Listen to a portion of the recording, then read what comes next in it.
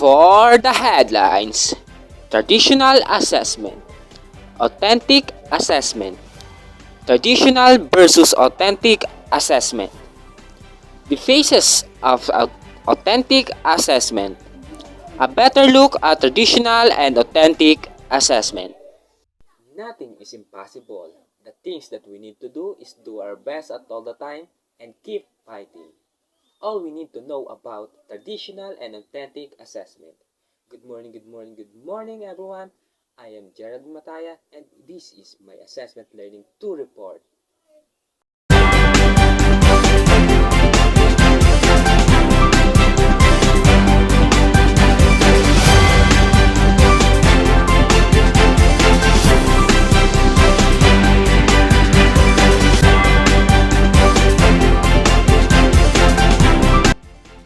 Let's have first the brief definition of traditional and authentic assessment. Traditional assessment refers to the conventional method of testing, which usually written documents such as quizzes and exams, while authentic assessment is the idea of using creative learning experiences to test the individual's skills and knowledge in realistic situations. And now, here is John from USA, California for more information about traditional versus authentic assessment. How are you, John?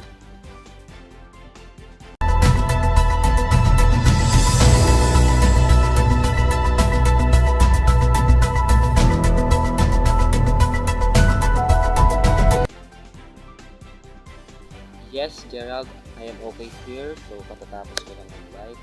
So, it's too cold here. Let's proceed with more information about traditional versus authentic assessment.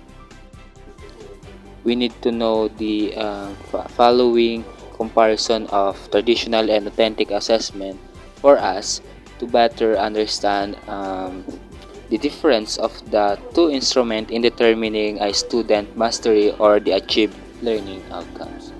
So, first, in traditional assessment, it is based on the predetermined choice such as multiple choice, supply type, alternate response, and others.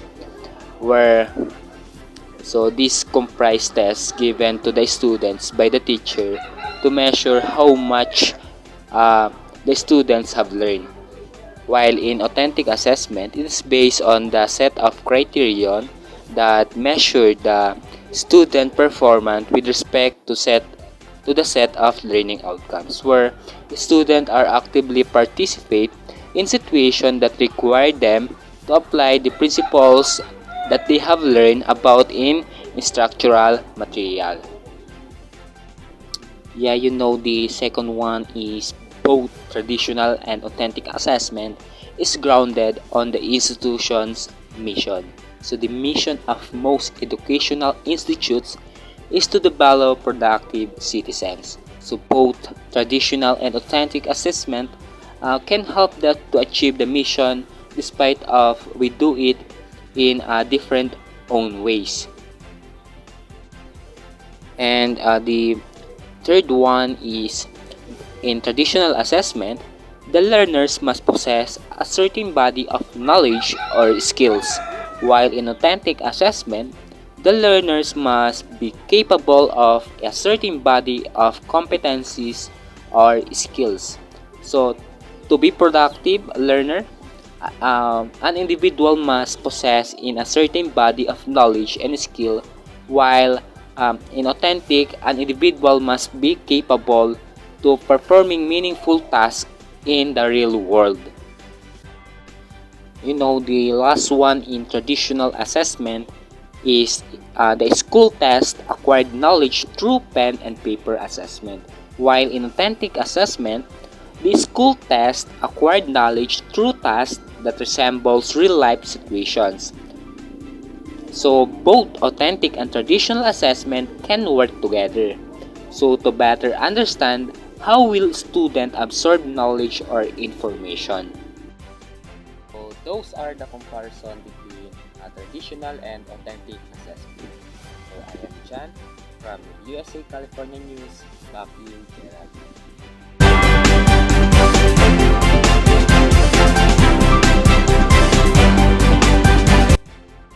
Yes, John, thank you very much for your very good information that you give to all. And now, let's hear from Michael the differentiation of traditional and authentic assessment according to Navarro and De Guzman. Michael?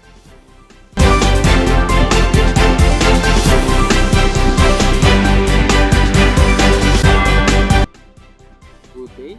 According to Navarro and De Guzman, we can also differentiate the traditional and authentic assessment by comparing their attributes. Yo, this is according to Navarro and De Guzman Santos. We can also differentiate the traditional and authentic assessment by comparing their attributes as follows. The first attribute is action and response. In traditional assessment, teacher will select a response where the items are do not require the students recall information but only to recognize the correct answer, while in authentic assessment it is a performing task, a piece of work of student that are asked to do or to show how will they apply their knowledge, skills or abilities. Example is tying a shoe or drawing a picture. The next attribute is setting. In traditional assessment, it is contrived or imagined, where contrived is something that artificially planned, especially in abuse ways. So traditional assessment are contrived because we are asked to demonstrate proficiency by answering questions to require us to answer by selecting from the four possible answers. While in authentic assessment, it is a real life application or simulation. So it is more close in real life because they ask us to demonstrate proficiency by doing something which is closer to real life than multiple choices questions. The third attribute is method. In traditional assessment, it is often asked to the student to recall and recognize information to demonstrate their understanding on a specific concept, while in authentic assessment, it is the construction and application where it is realistic, requires judgment, and innovation. The second to the last attribute is focus, where in traditional assessment, it is a teacher structure where more on teacher tasks, while in authentic assessment, it is student structured where it is focused on the performance of the students. The last attribute is outcomes. So in traditional assessment, it is indirect evidence, while in authentic assessment, it is direct evidence. When we say direct evidence, it is direct proof of fact by doing a certain task, while indirect evidence is proof of one or more facts from which one can find another fact. From Mataya Subdivision, Michael reporting.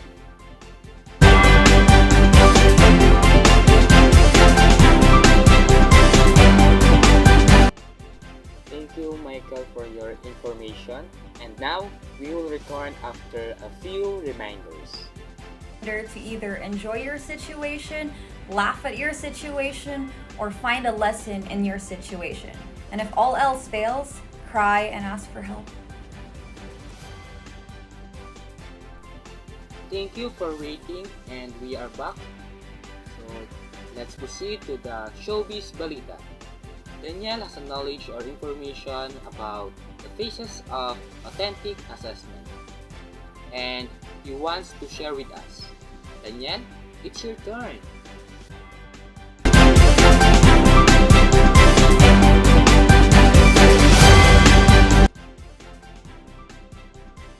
Yes po, I have a lot of information or knowledge about the phases of authentic assessment, where the end of the goal of assessment is to progress student learning.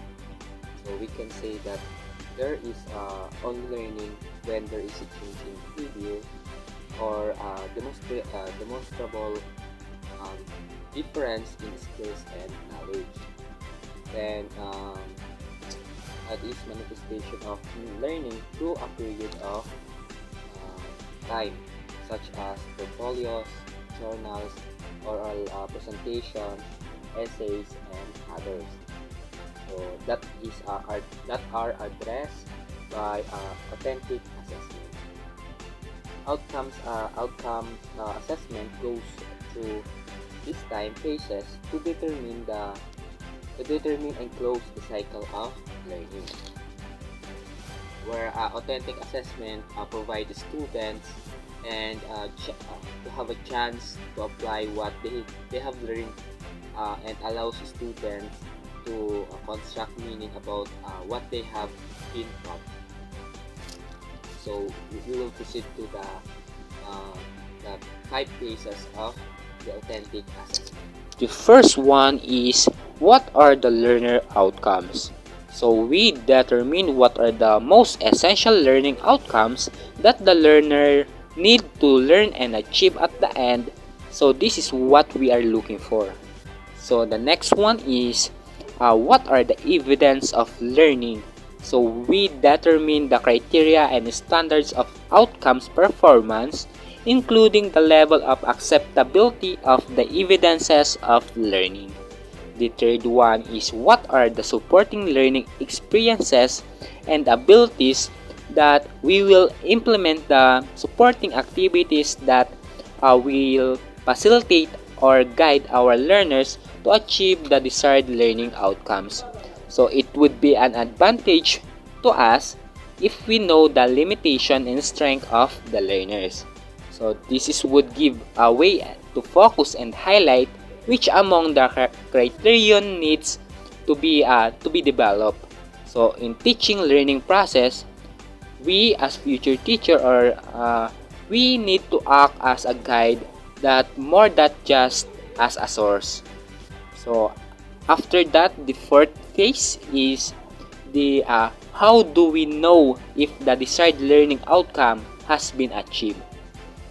So we determine the which among the desired learning outcome are achieved and what level of mastery. So implementation of the assessment is being done through measurement and evaluation tools.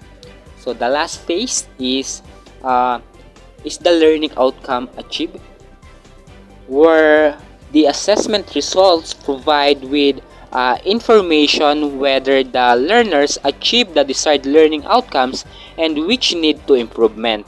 So through validation and analysis, we can also determine whether our teaching strategy and technique is effective. Those are the phases of authentic assessment. So thank you for inviting me, and this is Daniel reporting.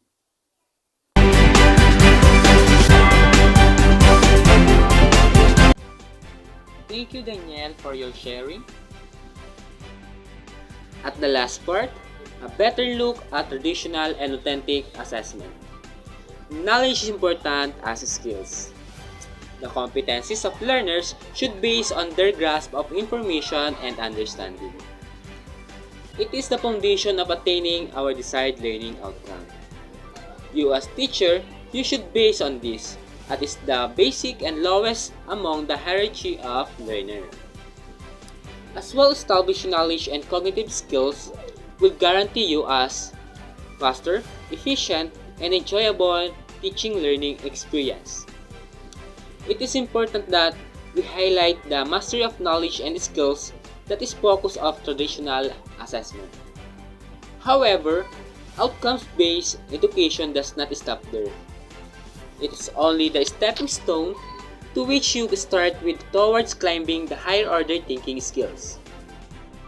Authentic assessment provides you with information as to whether the student achieved more that the needed information or what should be known. This is through application of knowledge and skills in real-life situation or application or simulation.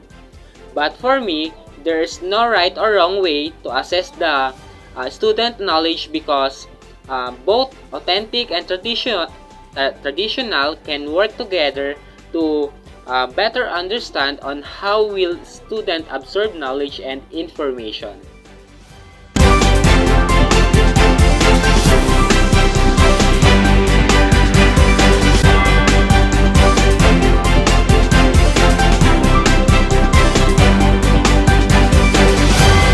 Those are the top stories about traditional assessment and authentic assessment.